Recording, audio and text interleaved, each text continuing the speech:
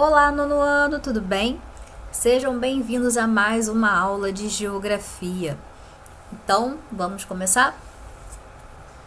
Hoje, nós vamos falar sobre o processo de globalização. Bem, sim, processo, né? Porque ele não é estático, ele não ocorreu durante um período e acabou.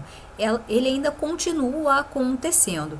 Vamos lembrar que esse termo de globalização, esse fenômeno globalização, ganhou um grande destaque aí quando a gente teve aí esse período, esse termo, né, começou a ser mais usado quando a gente acaba esse período aí da Guerra Fria, que surgem emergem novas potências econômicas. Então, a gente começa a ter uma relação mais direta, né, entre os países, que a gente pode falar basicamente de causas e consequências, mas principalmente quando a gente fala de globalização, a gente fala de articulação e de comunicação. Porque se a gente analisar bem esse processo de globalização, a gente pode dizer que ele começou até mesmo durante o período das grandes navegações, quando nós tivemos várias populações europeias que buscavam novas rotas para comercialização, né? Então foi despontada aí pela Espanha, né? E que buscavam novas rotas para a Índia, para que fosse mais vantajoso comercializar. Mas nisso acabaram ocorrendo contatos com outras civilizações, trocas de mercadorias, informações, trocas até mesmo culturais, imposições, como nós já vimos aí que aconteceram. E de lá para cá, essas relações, essas idas e vindas, elas foram se intensificando, né? Então, o ser humano, de uma forma geral, sempre foi assim, de migrar e povoar os lugares e conhecer. E aí, conforme nós tivemos a evolução dos nossos meios de transportes, dos nossos meios de comunicação, principalmente com o advento aí desse boom da tecnologia, da terceira revolução industrial, esse processo ele ganhou força, ele se intensificou, tá? E por que depois desse processo aí do final da... Ai, falei agora? Desse processo do final da Guerra Fria, né? Por que ganha um grande boom aí? Porque tem várias potências econômicas, então o fluxo de pessoas indo e vindo, de mercadorias, é um momento também que a gente tem as tecnologias despontando, a terceira revolução industrial basicamente ocorrendo, né? Ou seja, a revolução no meio técnico, científico e informacional, que marcam aí essa globalização, tá? Então, globalização, como a gente pode observar nessa imagem também, é justamente essa troca que hoje acontece até de uma forma em tempo real, né? E se acontecer alguma coisa em um país como, por exemplo, o Japão, que está lá do outro lado, né, do globo, automaticamente, ou melhor, em minutos, em segundos, né, por conta do delay, a gente consegue saber aqui no Brasil, por conta das tecnologias de informação. E aí, se a gente tem um amigo, prontamente a gente já coloca, né, uma mensagem, como você está, o que aconteceu, e aí a gente tem essas trocas. Mas vamos analisar que a globalização ela tem dois pontos aí a se declarar, tá? Primeiro, que é um lado positivo, né, um ponto positivo, porque ela acaba trazendo muito essa ideia de integração, né, de comunicação entre as pessoas, né, de unidade, então ela traz assim, esse aspecto positivo. Mas, por outro lado também, a globalização ela é muito segregadora. Então nós temos diversos povos que estão à margem aí de todo esse acontecimento, tá? Então são dois pontos que a gente precisa estar sempre avaliando aí dentro da globalização. Vamos abordar mais alguns assuntos aí da globalização. O primeiro deles é a aldeia global. Então, como a gente pode perceber, como vocês podem perceber nessa imagem, nas imagens, né, a gente tem essa ideia de aldeia. E o nome aldeia, tá, que foi utilizado pela primeira vez pelo filósofo canadense McLuhan. E aí, trazia justamente essa ideia de aldeia, que era um lugar pequeno, onde as pessoas se conheciam, sabiam de tudo, as informações iam e vinham com rapidez. E hoje a gente tem isso o quê? em um nível planetário, digamos assim. E aí a gente tem essa impressão, como vocês podem observar aqui nessa terceira imagem, né, de que a Terra ela encolheu, de que ela é uma aldeia, porque as tecnologias, na evolução das tecnologias, elas fazem com que as nossas relações sejam muito rápidas, sejam em trocas de informações imediatas, né? Então a gente tem a ideia de que a gente vive numa aldeia global, né? Ah, porque eu conheço alguém que vive lá na Alemanha, eu conheço outra pessoa que vive nos Estados Unidos. Então essa troca, todo mundo sabe o que está acontecendo em todos os lugares o tempo todo, então remete a essa ideia de aldeia. Então por isso esse filósofo chamou esse processo, né, de globalização aí, de que há essa sensação de aldeia global, tá bom? E aí coloquei aqui, né, não podia deixar de destacar, o que reforça ainda mais esse sentimento é justamente aí o advento das plataformas de comunicação, né? Então quando a gente tem aí Twitter, Facebook, YouTube, que aí nós aqui, né? Estamos aqui no YouTube, estou passando uma informação para vocês. Qualquer pessoa de qualquer lugar do mundo pode ter acesso aí a essa informação. Então isso intensifica, tá? Esse fenômeno de aldeia global, tá bom? E na terceira imagem, não podia ser diferente, né? E destaca também um pouco mais dos meios, né, que são utilizados para poder fazer com que aconteça essa integração. Nessa primeira imagem, tem aí os satélites, tem as torres de transmissões, né? Então, a gente tem aqui basicamente as tecnologias que foram desenvolvidas e aplicadas para tornar mais eficiente essa comunicação. Seja uma comunicação entre empresas, entre governos e até mesmo entre diretamente nós, consumidores, pessoas, tá bom?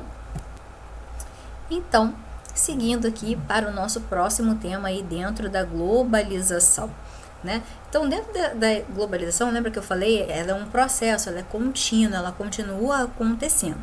Então, eu coloquei aqui duas tabelinhas que falam da fase do capitalismo e das revoluções industriais, tá? Porque eles estão diretamente relacionados ao processo de globalização. Que a globalização, como eu falei com vocês, não é só um fenômeno social, mas principalmente econômico, né? Então, a gente tem aí os avanços da fase do capitalismo, que, lembra que eu falei com vocês? Começa lá naquele processo lá das grandes navegações e vem até hoje, porque as grandes empresas, quando nós tivemos aí a Revolução Industrial, principalmente segunda e terceira Revolução Industrial, que trazem aí mais eficiência para os meios de transportes e comunicação, vamos reforçar a terceira, que vão fazer com que as empresas elas comecem a se espalhar pelo mundo, né? E aí a gente tem basicamente a disseminação das multinacionais, né? Então a gente pode, algumas preferem ser chamadas até de transnacionais, porque não dá essa ideia de que alguns dizem que multinacional parece que pertence a vários países, né? Mas não, multinacional e transnacional são empresas que têm a sua origem, né? Têm a sua sede em um determinado país e as suas fábricas em outros países. E isso foi possibilitado graças aí à terceira revolução industrial, que trouxe o meio técnico, científico, informacional e também os meios de transporte cada vez mais eficientes, principalmente, né, para troca de informações. Por exemplo, quando a gente pega aí o iPhone, né, a Apple, tá aí a maçãzinha, a sua sede ela se localiza ali nos Estados Unidos. Tem um grande centro de pesquisa ali no Vale do Silício, e aí a sua fábrica fica na China e o seu produto é consumido em todos os outros países, né? Então, o que acontece? A gente tem aí realmente uma disseminação muito grande de informação e a necessidade que as informações circulem com maior rapidez. Então, por exemplo, a Apple lançou lá a sua tecnologia, envia, né, para a China, na China ela começa a produzir. Mas, por exemplo, como assim? Primeiro ela fala, vai ter o lançamento do iPhone XYZ. Aí lança o comercial, todo mundo fica aí, novidade, novidade, começa a procurar. E aí o que acontece? A galera começa a ir para as lojas e perguntar sobre o lançamento. Aí é feita uma estatística. Quantos procuraram? Beleza. E esses dados são passados via e-mail, né? Então há toda uma contabilidade por trás disso, todo um monitoramento. Depois faz-se o lançamento. E aí muitos vão comprar. Ah, não, a gente só tem mostruário. E aí, através de quantas pessoas chegam interessados na loja, né? Aí eles fazem uma estatística de quantos, assim, deveriam sair para a venda oficial. E aí enviam um pedido para a fábrica. E aí sim a fábrica envia os produtos para cá. Isso levou, gente, sem brincadeira, em torno de 3 semanas até chegar na loja realmente para consumo. Então é um espaço de tempo e também um espaço físico que acaba sendo encurtado. Porque hoje, além de navios mais eficientes, a gente tem também a questão do avião, que pode ser utilizado e ao invés de levar 2 semanas, em 30 horas a mercadoria chega, tá? Por exemplo, aqui no Brasil, vindo da China, tá bom? Então a gente tem aí realmente essa relação das multinacionais, né, que vão intensificar esse processo de globalização justamente por conta dessa dinâmica, tá bom? Então, seguindo, aí eu botei aqui, né, algumas imagens das principais empresas e também aqui vocês podem perceber os conglomerados, que são marcas centrais que têm as suas submarcas, tá bom? Então, vocês podem pesquisar também na internet, no Google aí, conglomerados, que vocês vão descobrir quem são essas marcas e as suas submarcas, tá? Só a nível de curiosidade aí para vocês. E aí, né, por que a gente fala tanto que é um processo econômico? Que foi realmente aí com tanta articulação dessas empresas que começam a se deslocar, o comércio que fica mais intenso. Então, muitos países começaram a, como é que eu vou dizer, se articular, né, para se ajudar, para ter uma maior circulação, ter maior lucro, sempre buscando maior lucro, é claro, né? Então, nós tivemos aí o grande advento dos blocos econômicos, que nós conhecemos, tá? Ali o Mercosul, qual nós fazemos parte. Hoje, né, o Mercosul, ele busca aí até tá rolando aí um acordo entre o Mercosul e a União Europeia sobre vantagens aí para os dois blocos de comercializar uma quantidade maior de produtos sem determinadas taxações, embarreiramentos. Então, por isso que a gente tem aí realmente uma grande importância desses blocos econômicos acontecerem. Eles são botei aqui basicamente as classificações, né, desses blocos econômicos, que eles podem ser União Aduaneira, uma zona de livre comércio, o mercado comum, até uma união econômica aduaneira, que é um nível mais alto assim que um bloco pode acontecer, pode chegar, que por enquanto só a União Europeia chegou, mas não significa que nenhum outro vai chegar, tá? Então, e tem outros blocos que estão em formação, por isso que eu tô falando, é sempre esse processo de continuidade, tá bom? Ai, uma respirada. E aí chegamos, né, naquele segundo tópico que eu falei com vocês aí, de ao mesmo tempo que integra, que leva, né, muito essa informação, a globalização, ela tem um lado assim, né, que acaba sendo a questão da desigualdade. Isso é muito visto, principalmente com essa globalização da mídia, né, que aí da moda, né, das informações. Porque outros meios eles acabam sendo utilizados para maior disseminação do modo de vida do consumismo, né? Então a gente percebe que nem todo mundo está dentro desse processo de globalização, porque nem todas as pessoas vão ter acesso ao que é dito que a gente tem que consumir, né, dentro desse processo, tá? E aí tem 2 charges que ilustram aí um pouquinho, né, essa questão. Fala ali, por exemplo, festa da globalização, entrada permitida, mas algumas pessoas eles pedem para entrar pela entrada de serviço, tipo, não, você não está bem vestido, não é daqui, você veio trabalhar, então não entra aqui na festa, vai para os bastidores. Então é justamente isso. Tem muitas pessoas, lembra que eu falei das grandes empresas, né, de trocas comerciais? Então tem muitas pessoas que trabalham para manter esse processo de globalização, mas que não têm acesso a esses benefícios da globalização.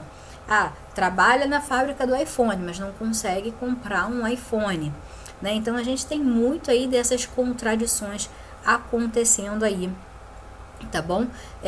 Dentro desse processo de globalização, dentro dessa questão do nível de capitalismo que nós chegamos no momento, tá bom? E aí do lado a gente tem aqui, né, outra tirinha não, quadrinho, né? Charge.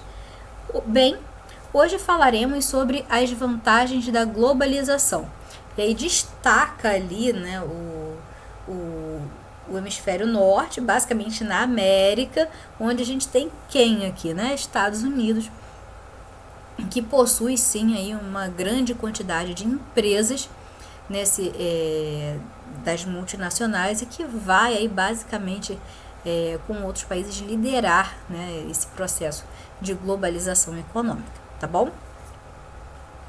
E aí chegamos aqui no nosso último, né, momento, que a gente vai falar também, desculpa, eu esqueci até desse terceiro ponto, a questão ambiental.